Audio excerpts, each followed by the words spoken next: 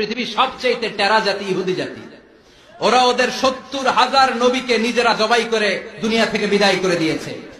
এজন্য দুরিবাত আলাইহিমুজ জিল্লাতু ওয়াল মাসকানা, গোটা বিশ্বব্যাপী ওদের কাঁধের উপরে গঞ্জনা, লাঞ্ছনা আর কষ্ট, জ্বালা যন্ত্রণা বাড়িয়ে দিয়েছে কে?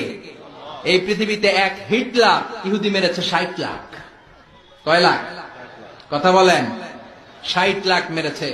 প্রথমে বুলেট ফায়ার করে মেরেছে, এরপর রাষ্ট্রের সব বুলেট শেষ, এরপর বিশাল ঘরের ভিতরে ঢুকাইয়া কার্বন মনোক্সাইড গ্যাস দিয়ে ইহুদি মারতে মারতে 60 লক্ষ ইহুদি দুনিয়া থেকে সে বিদায় করে দিয়েছে। ওদের 3টা বড় দোষ। এক হচ্ছে ওরা সুদখোর, সুদের ব্যবসা পৃথিবীতে প্রথম শুরু করেছে ইহুদিরা।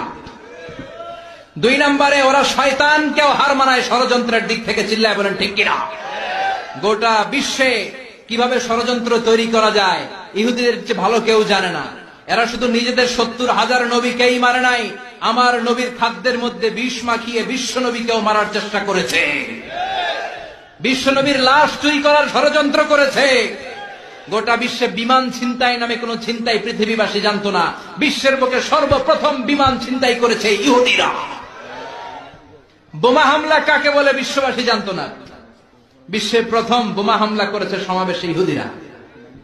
HIV ভাইরাস, এটা গোটা বিশ্বে এই এইডস রোগের ছড়াছড়ি করেছে ইহুদিরা।